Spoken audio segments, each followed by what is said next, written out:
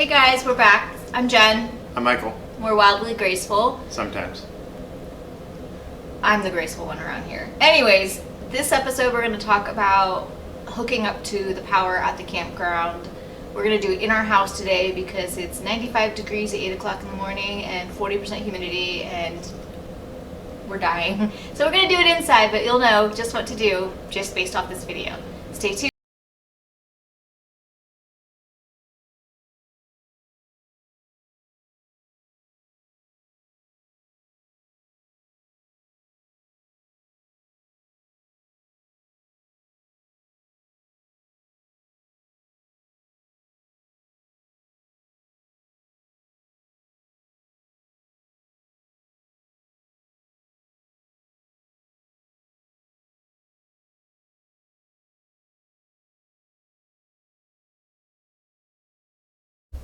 Okay, so once you've unhooked your trailer from the campsite, the next thing you're going to do is hook up your electrical. So walk over to the electrical box and lift up the lid and actually look at the electrical sources that are available. Most campsites that are full service have a 30 and a 50 amp option. Look for things like melting, debris, if they're just really in rough shape. And the first thing you want to do is pull out your surge protector. This is a 30 amp surge protector, and you'll know which one to plug it into because the 30 and the 50 have very unique set of prongs, and you'll know exactly which one to plug into. So plug this in without plugging in your trailer and look at the lights that indicate the safety of that electrical unit. KOAs have great reliable electrical, but this is an expensive investment you invested in. So you want to make sure before you plug in your trailer, you're plugging it into a safe source of electricity, because there'd be nothing worse than on your camping trip to blow your entire trailer. You now have no AC, you've got no refrigerator or whatever else in that trailer runs off shore power versus battery. I think the fridge does run off battery, so I may be wrong there. But these indicator lights will tell you if it's a good source. If it's a bad source, you don't want to use it.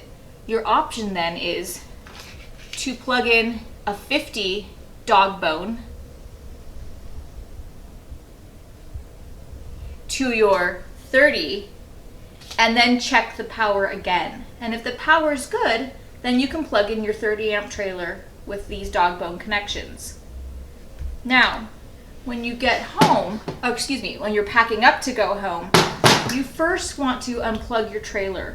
You don't want to unplug this direct. You want to unplug the trailer first. This is protecting your trailer from any dirty power.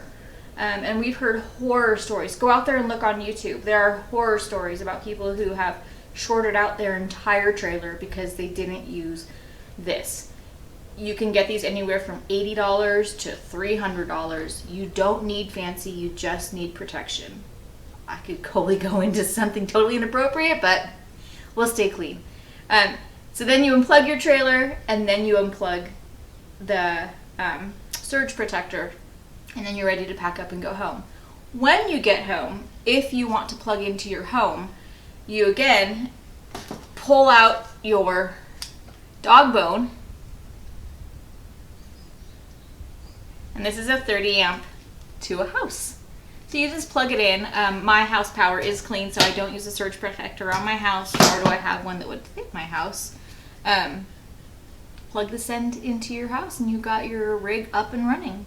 Nice thing about it, there's a nice little hook so you can pull straight out and not have to bend your prongs. Please make sure your prongs are nice and, tight, not loose. Inappropriate. Anyways, safety first. So we have a whole variety of dog bones. We can always be ready for whatever comes our way.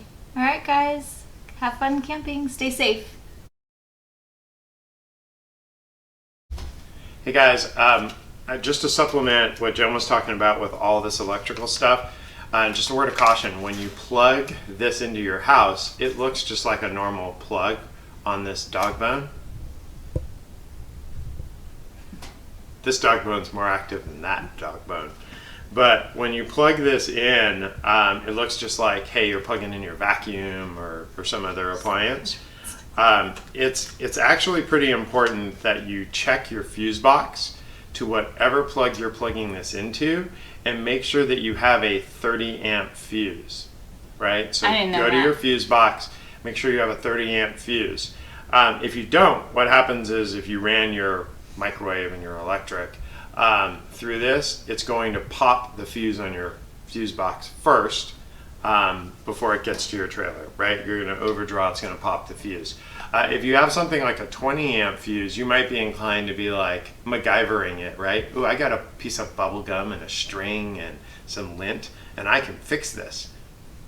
What that really means for us guys is we're going to run to Home Depot, we're going to pop that 20 amp fuse out, and we're going to put a 30 amp fuse into the fuse box, and now we have 30 amps and it won't pop when we use the dog bone.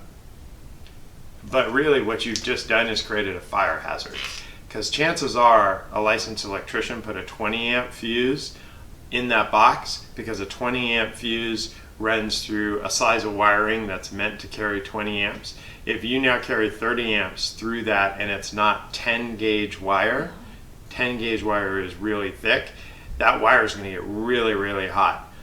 It creates a fire hazard through every piece of wood and sheetrock in your house that line is actually going through, so don't do it. If you've got a 20 amp, look to have an electrician maybe install a special outlet for your trailer outside using 10 gauge wire from your box that can then pull 30 amps safely. All right, so I just wanted to supplement that because it's important when you use these. And once you plug this in to your house, if you wanted to be extra sure you're not going to blow your trailer, you can plug in your surge guard, and again, now you have double protection, right? You're going to pop the fuse on your fuse box, then you're going to blow your surge guard, and then your trailer's going to light on fire because there's bears.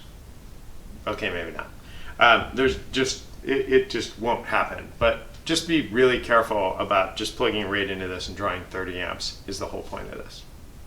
Be safe, like, subscribe. Have fun. Appreciate you guys. All right. Bye. Subscribe.